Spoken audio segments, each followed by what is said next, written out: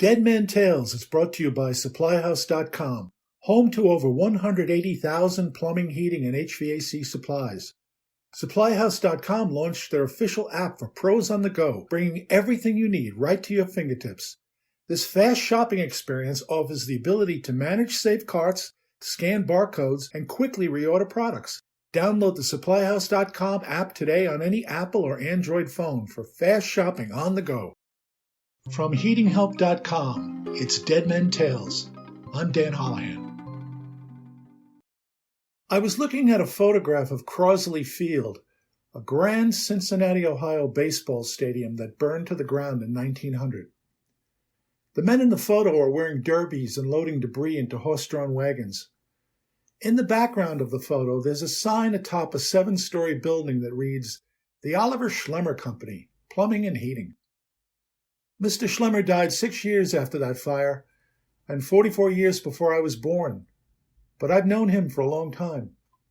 2 years before the fire, he cast a very special T in that building by the ballpark. He named it the OS fitting, after himself, Oliver Schlemmer.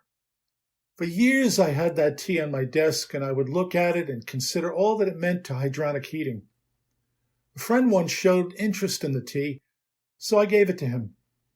We never really own any of these artifacts.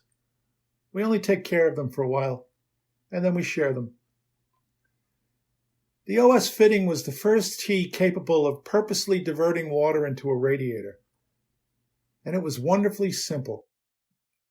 It had one way in and 2 ways out. It also had a cuff cast into the inside to coax some of the water out of the side rather than have all the water flow straight through. Mr. Schlemmer was a hot water man, and he was looking for ways to compete with the steam fitters. The fitters had an advantage at the turn of the 20th century because steam return pipes are smaller than steam supply pipes. A hot water man had to work with larger pipes, and the returns were every bit as large as the supplies. And there were no circulators. We don't see those until Homer Thrush in the U.S. and Louis Oplander in Germany simultaneously invent the hot water circulator in 1928. And they weren't even speaking to each other. Isn't that something? But Mr. Schlemmer had only gravity to work with. Oh, and delta P.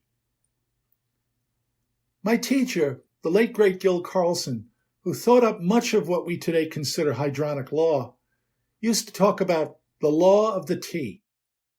The first time I heard him mention this was during a talk he was giving to a large group of engineers in New York City.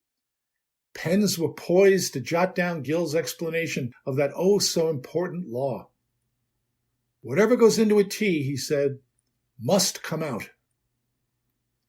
And then he smiled this maniacal grin he had as everyone wrote it down. That is the law of the T. Whatever goes in must come out.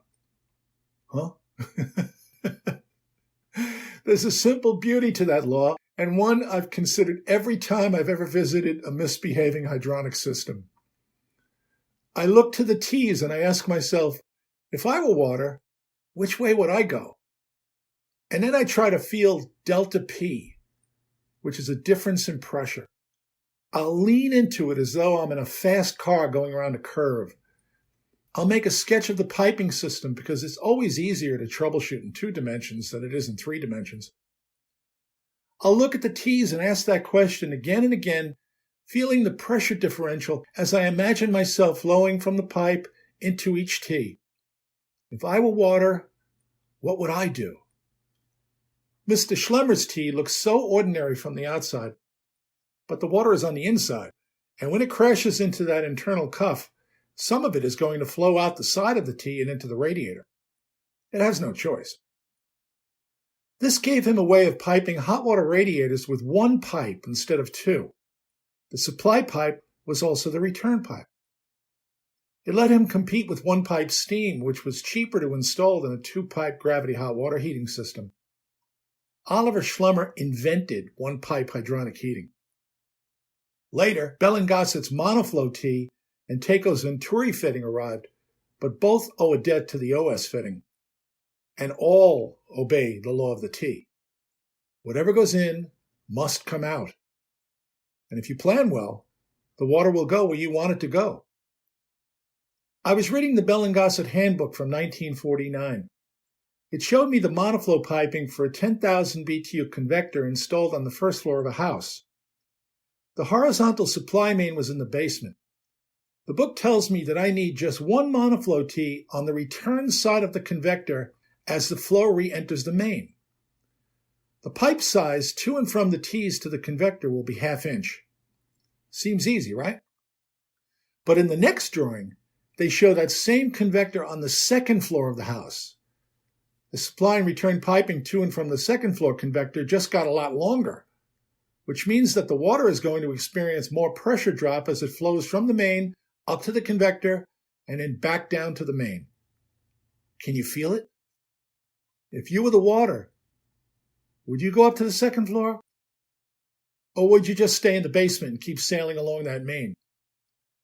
But before you decide, know that Bell and Gossett insists that you use 2 monoflow tees for that convector on the second floor, one on the supply and one on the return. That's going to make it a lot tougher for the water to stay in the main. And B&G also had us increasing the size of the pipe going to and from the convector. We now have to use 3/4 inch instead of the 1/2 inch we used when that convector was on the first floor. There's less pressure drop through that larger pipe, so the water decides to go upstairs. Think about it. Feel it. If you don't, you're liable to suspect that second floor convector is airlocked when it won't get hot. Air problems and lack of flow problems look pretty much the same from the outside. And where there is no flow, there is no heat. You'll bleed the convector and not get any air. And while you're bleeding air that's not there, you'll also be affecting the pressure drop between the main and the convector because you're draining the system through that air vent you just opened. And the convector will get hot every time. But it won't stay hot. It will fool you if you're not thinking like water.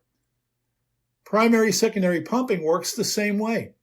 We keep the pressure drop in the piping that's common to both the primary and secondary circuits as low as possible, and that hydraulically disconnects the 2 circuits. The same goes for low-loss headers. They all owe a debt to delta P, and that's simple T from 1898, Oliver Schlemmer's T. Delta P is the zen of hydronic heating, and making it work for you was the key to success back then. It still is today. Be the water.